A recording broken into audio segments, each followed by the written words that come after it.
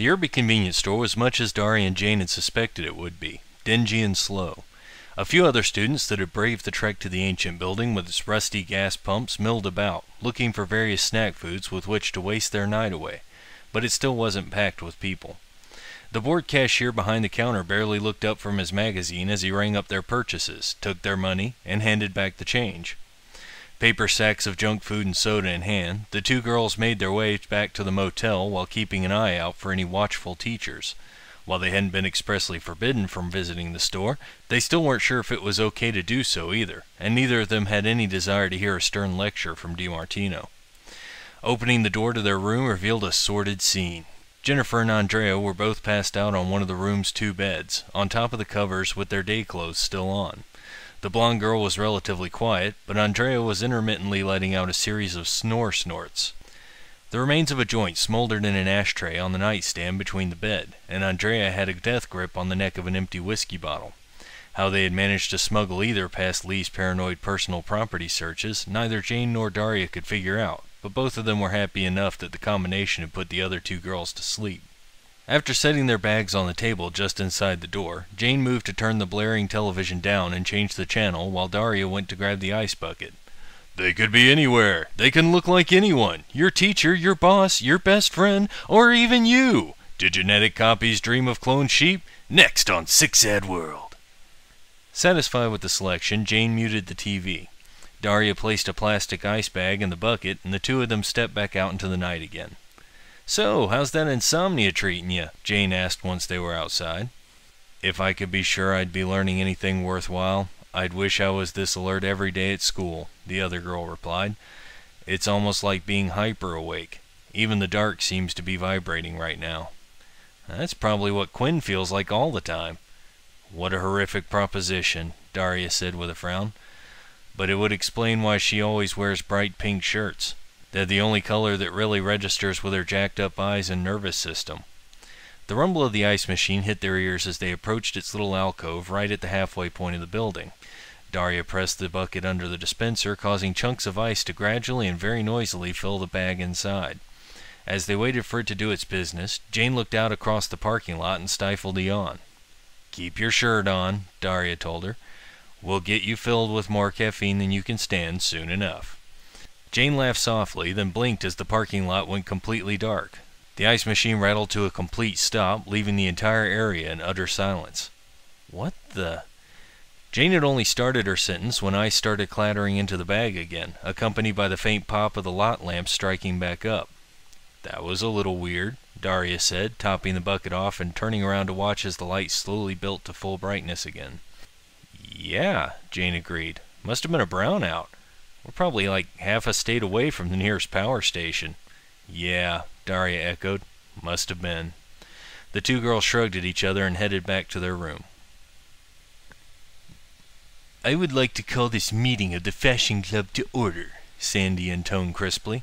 "Regular president, vice president, and treasurer presiding, and let the record show that joining us today is honorary club member and temporary secretary Tori Jericho."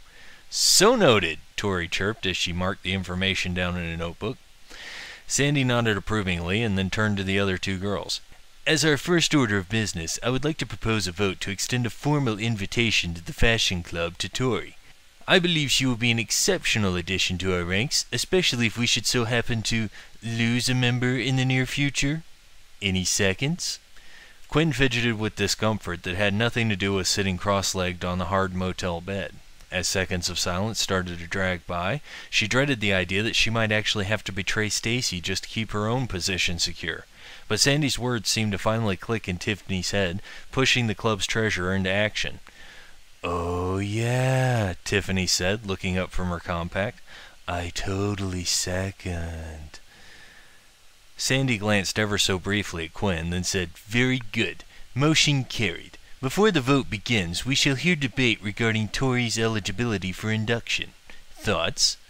"She wears, like, these totally cute outfits, and she knows a lot about who's popular and who's not." Speech finished, Tiffany lost all interest in the proceedings and started to prep a bottle of mascara. Sucking in a big breath, Quinn tried to sort her thoughts into some kind of order.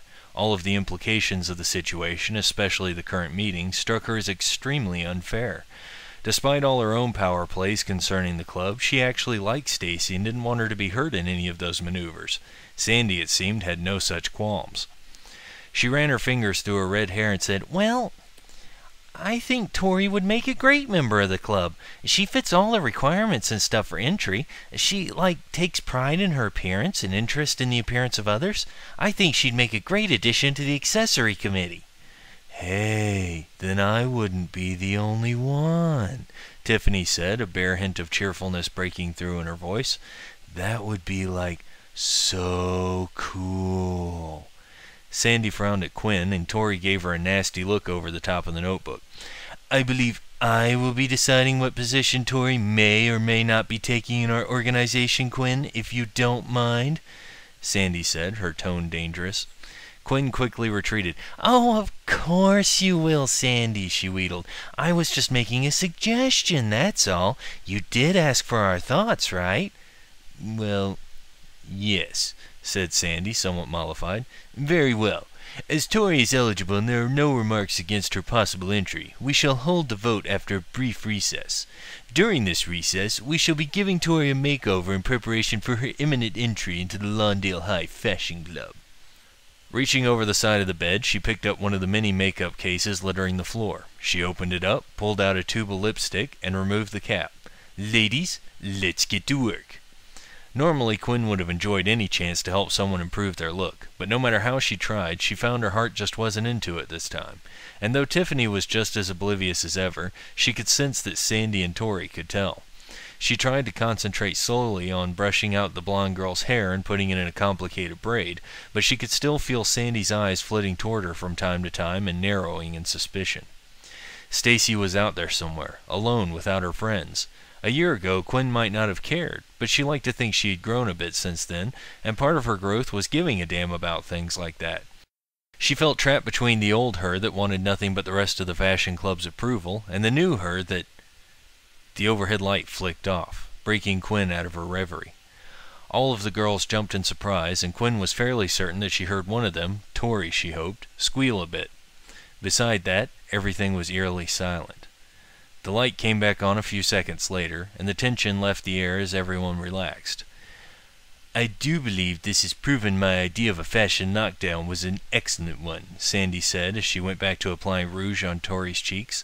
"None of us would want to be caught outside if all the lights were out. No one would be able to see how cute we are." Quinn ruefully resumed her braiding. When you're right, Sandy," she said with a sigh. After releasing the lock and opening the door as quietly as possible, Stacy slipped into the dark room.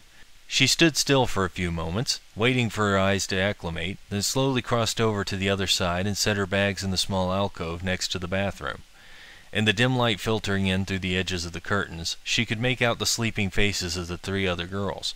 She sort of recognized one of them, but the other two were completely unfamiliar, possibly from some lower rung on the popularity ladder and thus beneath Stacy's notice. She immediately felt bad for thinking of them like that. Besides the fact that it just wasn't nice, she realized that by all appearances her own position had dropped like a stone, and those girls might very well end up being her new best friends by necessity. The unfairness of the system struck her like it often did, and she briefly wondered if now that she was one of its victims, would she have the courage to finally stand up against it. Probably not, she decided with a sinking feeling. Too many years under Sandy's heel had crushed any rebellious feelings she might have once had, and she did have them once upon a time. She remembered those days when she had been a little more like Quinn, pushing the boundaries that Sandy set and working to make things a little better on herself and Tiffany. Quinn. Stacy could see Sandy and Tori's angles. Sandy had probably long grown tired of Stacy's constant indecision, her toadying, her whining, and her freakouts. And Tori naturally just wanted to be a part of the most popular club in school. Even Tiffany she could understand, being as blind to what was happening to Stacy as she was to everything else that wasn't Tiffany. But Stacy had thought Quinn at least would have stood up for her. In the end, however, it was just one more disappointment in a day full of disappointments, discomforts, and general unhappiness. And that was just one more day in the cavalcade of horrors that had become Stacy's life. Without bothering to take off anything other than her shoes, she carefully slid under the covers so as not to disturb the other girl, then closed her eyes and prepared to finally drift off to sleep. Just as she was about to nod off, something caused her to snap her eyes back open and sit up in the bed. She looked around quizzically for several seconds before she realized that she couldn't see or hear anything.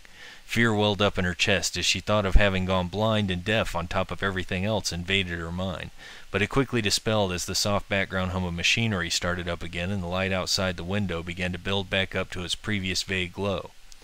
Sleep slowly spread its tendrils across her mind again as she laid back down. This time, she hoped, nothing else would interrupt it.